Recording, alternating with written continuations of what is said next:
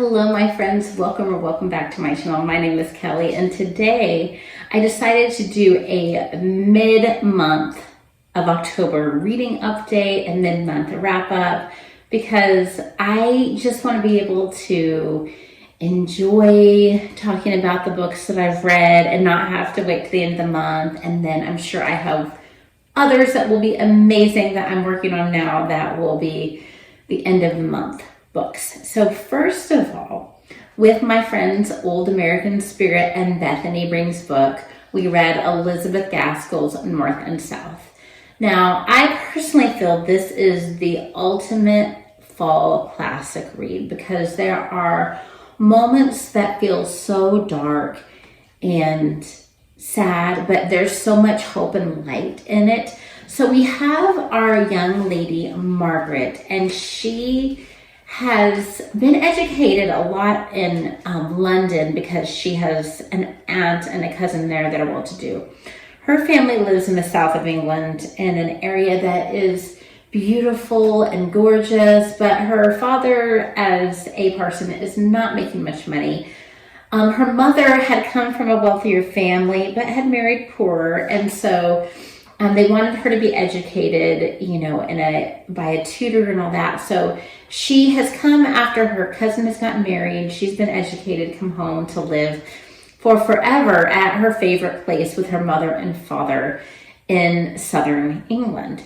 Well, her father has a crisis of faith, and now I'm just being led to believe that this is more of a disagreement with some of the rules or thoughts or beliefs on the Church of England. I don't feel like he is having a crisis of faith in God himself, but he is having some doubts about things he has personally been teaching and thought himself to be true over the years. So he decides to take his family from everything that they have known and move them to the northern industrial part of England to have a complete different change. Well, this has a negative effect on everybody's mental health. And while he's there, he's in a totally different field, the father. He is tutoring some people who are what you would think of as more in the merchant class, but these are the people who own the factories and run them. There is a lot of discourse in the book about being poor, and sometimes to the best of your ability, you are in circumstances where you remain poor. There are some times where you, by your hard work and your ingenuity, can pull yourself out of this situation. There's times where you might make bad business moves and your life change, but also at the root of this very story is a love story.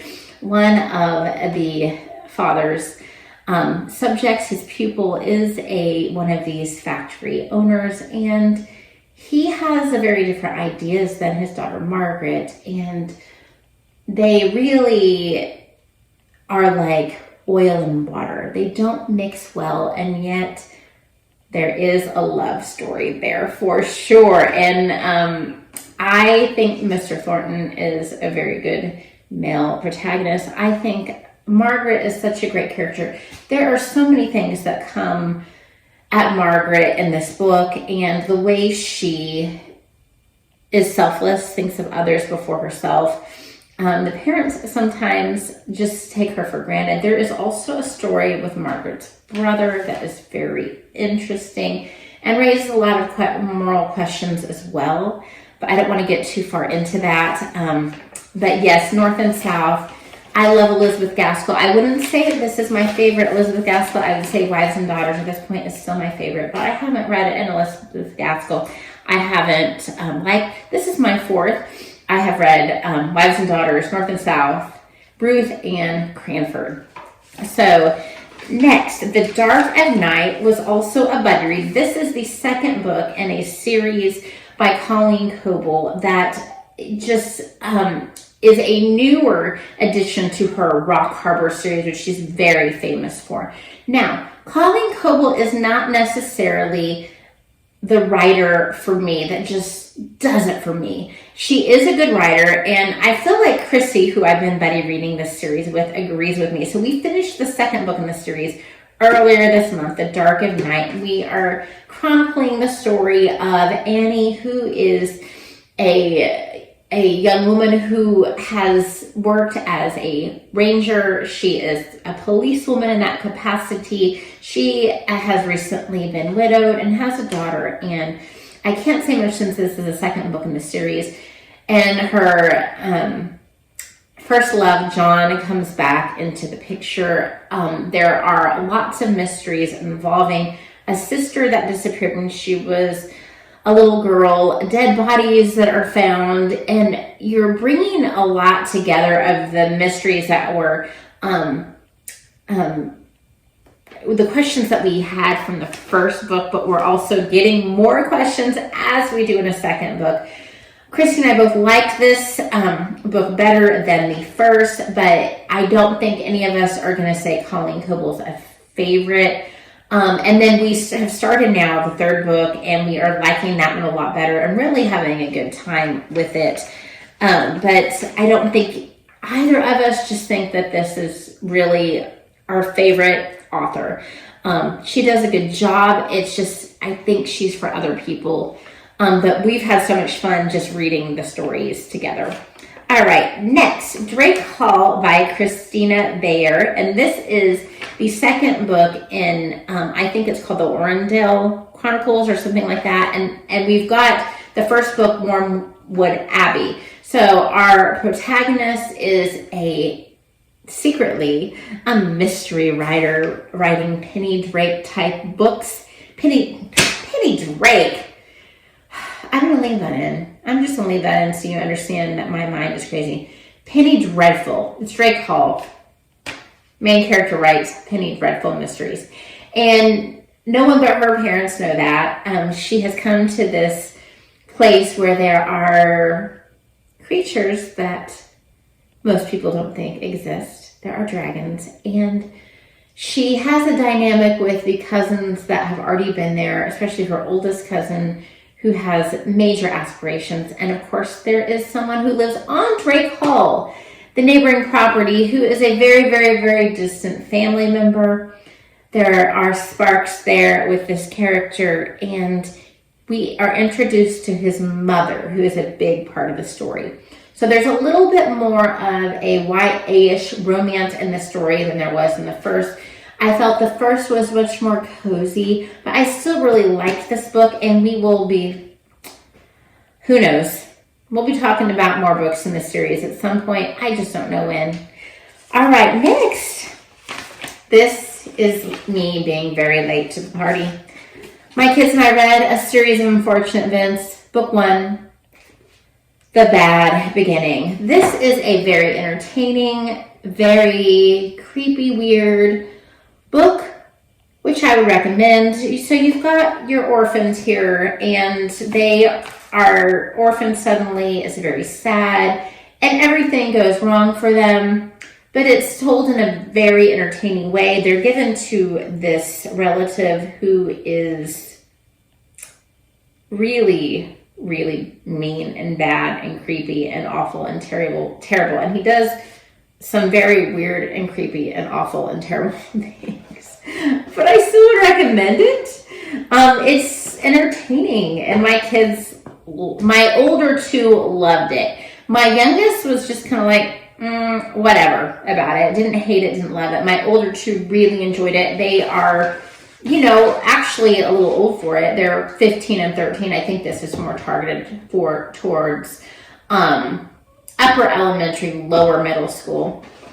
All right, with my 13-year-old son, we read The Great Texas Dragon Race. Now, this is about an alternate world where dragons are all over the country, and there are dragon refuges in Texas, and she lives on one of those, and with her dad and her grandma. Her mother, unfortunately, had a terrible dragon accident, and she passed away And so Dad does not want her to do the Great Texas Dragon Race because he is afraid of losing her too. It's sort of dangerous. But the girl really wants to do it for the money because their ranch is going under.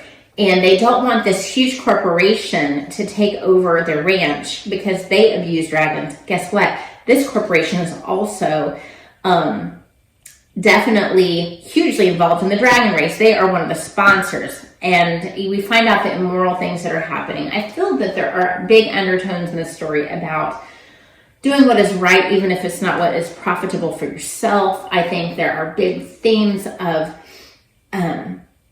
learning to work with others, and there's overcoming the obstacles. She had the girl Kacy in the story. She gets a best friend that she is trying to win because for her family, because there has never been anyone Latina or Latino who has ever won this race. My son and I really enjoyed it. At first, I was afraid that it was going to be a little trite, but we really ended up enjoying it and having a good time with it. Next, my daughter and I finished A Pinch of Magic by Michelle Harrison, and I know that two of my friends, Vidania Silverscribe and Chatty Mad Chatter, and I think also my friend Bandana Book Mom really loved this book. And so I'm kind of the last one in my little middle grade circle to have read this. And it is so atmospheric. That is my favorite part of the book. It's so atmospheric, and it is so just, you have the sense of childlike wonder reading it. There are three sisters. One of the sisters is great. Another of the sister is just blah. And the little sister just annoyed us to no end. We're like, oh, Charlie. So these girls find out that they are cursed. And they are trying to figure out how they can escape being cursed to only stay in one place for the rest of their lives. I liked the ending. I don't think we'll be continuing on to the next book in this series, though, but it was very atmospheric, and it was just very, like, this sense of childlike wonder was really good. All right, and then I read this to my son. This is called The Ghost of Windy Hill. It's by Claude Robert Bullitt, and it is illustrated by Don Bolognese. And this was just a little, it's not, there's nothing evil or scary in it. I would think it would be appropriate for any age. It does have some really good, like, black and white illustrations in the book. It is a chapter book. There are several chapters.